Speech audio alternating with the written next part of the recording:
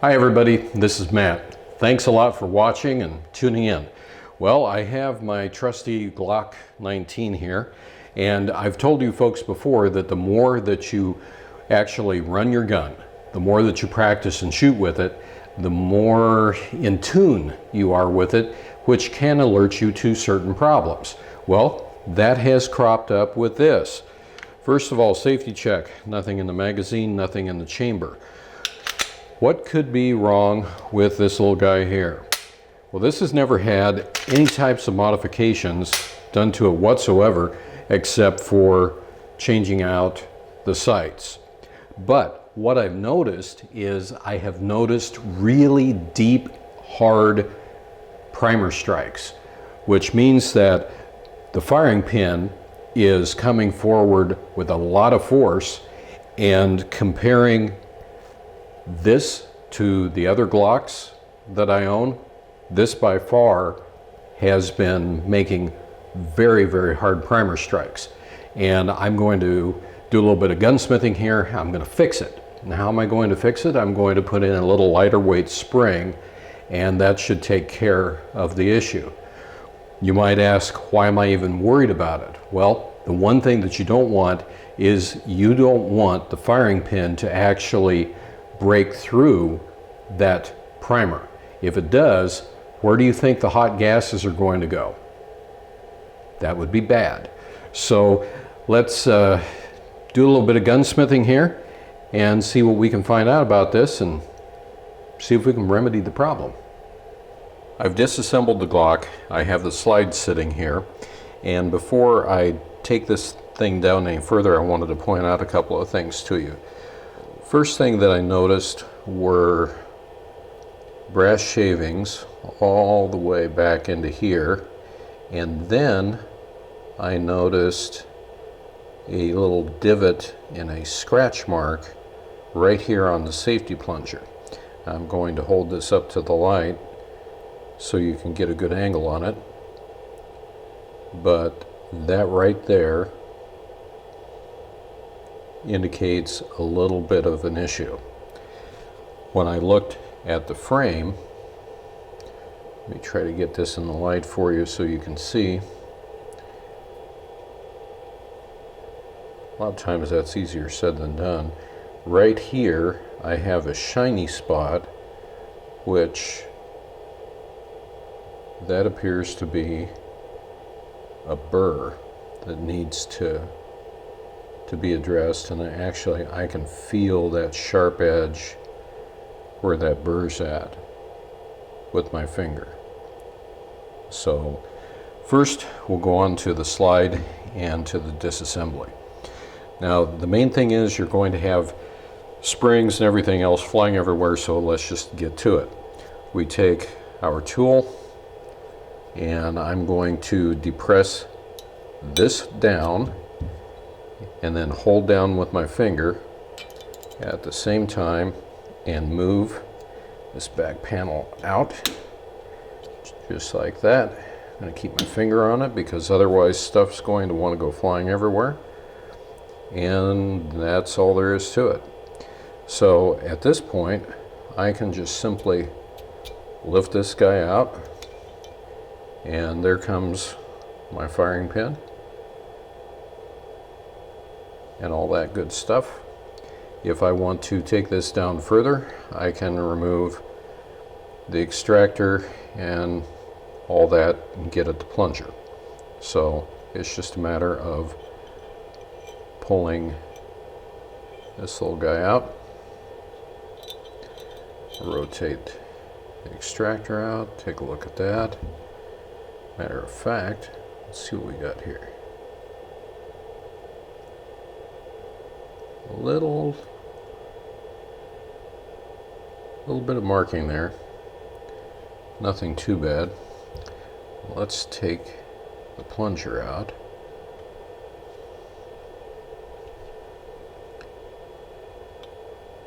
And it is not coming out as well as I had hoped. There we go. Let's clean this guy up for a second. See what we're looking at. Well, there's definitely been some metal on metal contact there, and I can feel the roughness with my thumb. So that will be something that we're going to address and take care of. The spring kit that I'm going to use is one that I've used before, which is a Ghost, and they have different types of springs, different weights, and since I'm getting excessively hard primer strikes, I'm going to go with a lighter firing pin spring, which will be the 4-pounder. And I am not going to put on this 6-pound trigger spring because my only objective here is to simply lighten up those primer strikes. Now, the really interesting part of this, and I'm being a little bit sarcastic here, is getting this off, because what happens is you need to push down on this, and we have 2 little bitty cups right here, and this is where things get very interesting. So I'm going to have to compress this down, and this is where you really want to have like 3 hands. Pull this guy down, and then the cups come off, and right now that spring wants to launch across the room. But that is that simple, and now at this point I'm going to go ahead and take this apart and give it a thorough cleaning. As a visual reference, I've laid the springs down left to right. This is the original Glock spring.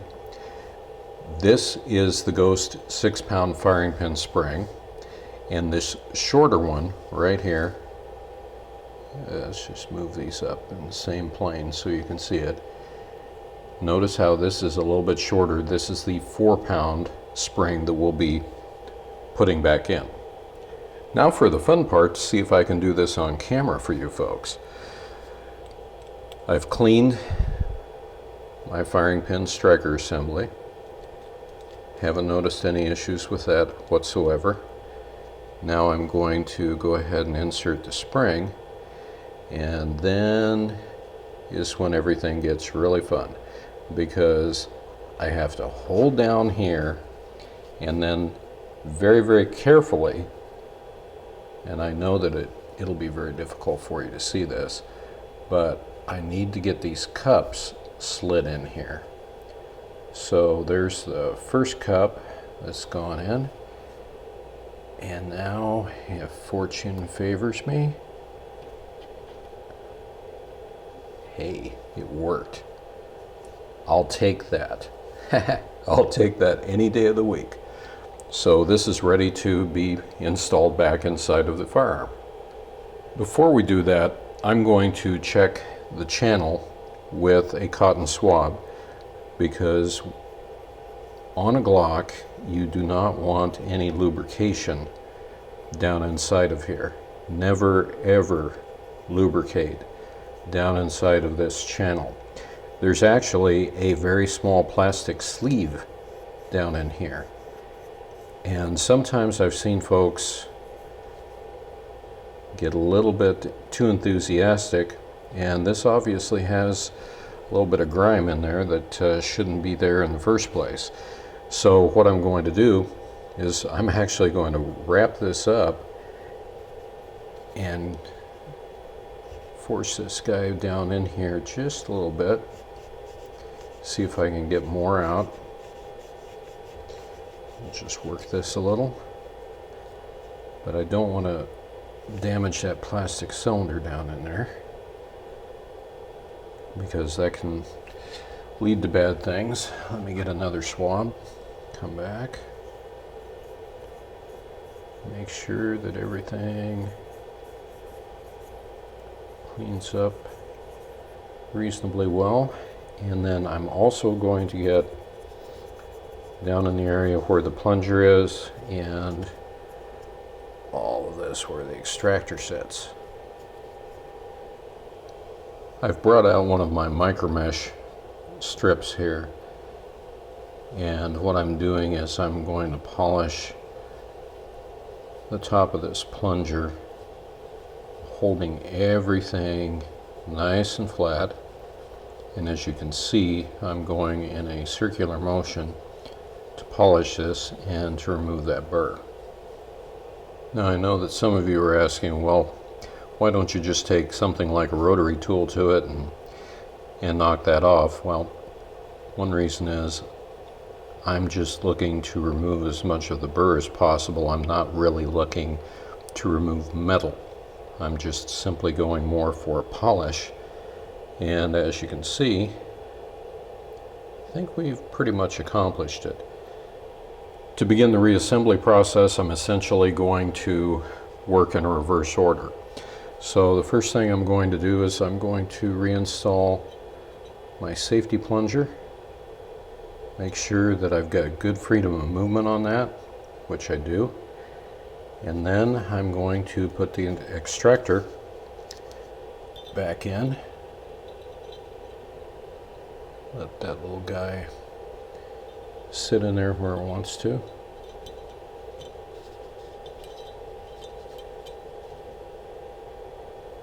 And that is being captured now by the plunger.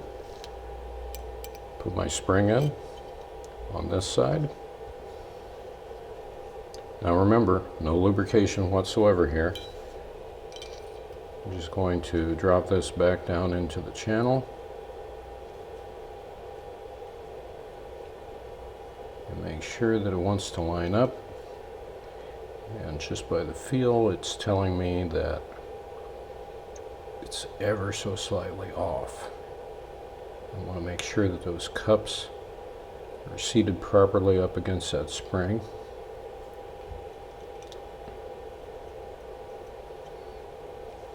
Because I could feel resistance when I hit that channel liner down inside of there. Now, we'll put it upright like this. I'm going to use my thumb to hold down on this guy, take my plate, and begin to work that in. And it'll work into a point, but then we have a little bit of an impediment here, which is that spring. I'm going to take my tool, push down on him just enough to get it going, and voila, there we are. It's reassembled. Safety mechanism works. I can push down here. There it goes. Now it's safe. No amount of pressure is bringing this forward. So we know that that's working as it should. Now I'm going to move on to remedy that burr that is right here on that trigger bar. Now I could take this all the way apart, but I don't really think that I need to. And I'm going to go back to one of my little sticks here, and hopefully you can see this. And just give it a little dusting.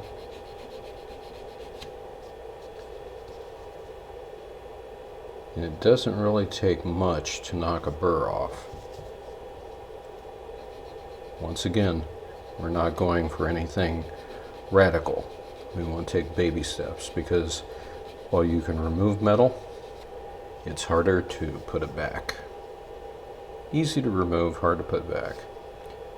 I'm going to do the old thumb test on here.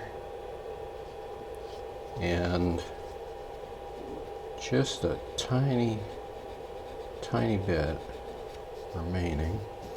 I'll go to a finer grit. That's one of the things that I like about these, is I can go to progressively finer grits on them.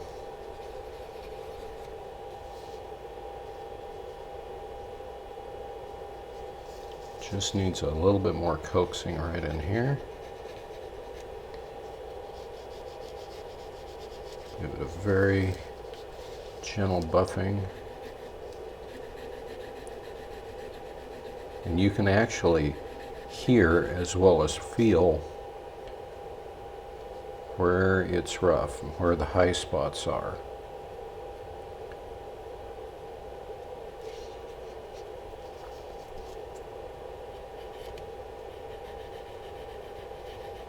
Once again, we're just kind of polishing.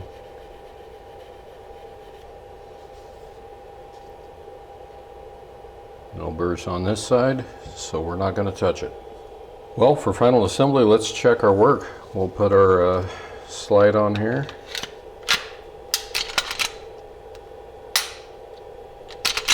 Do a couple of safety checks, make sure everything is the way it's supposed to be. Only one thing left to do. Let's see what our trigger pull weight is on this guy.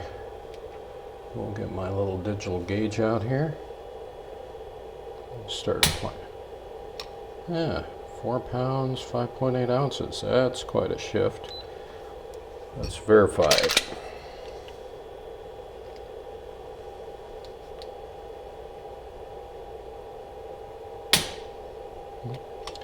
Definitely dropped the weight down. So I think we have fixed our problem. Well, that was certainly interesting, wasn't it? A little bit more going on there than what I had originally anticipated.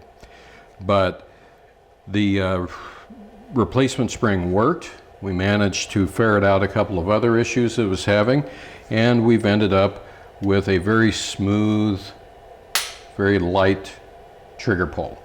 Now, by light, I mean light compared to certain standards. So we're back together. It's ready to go to the range, and that's how you fix things. So I hope that this helps, and thanks for bearing with me. Thanks for watching, really appreciate it. And until next time, everybody out there, have a great one and be safe.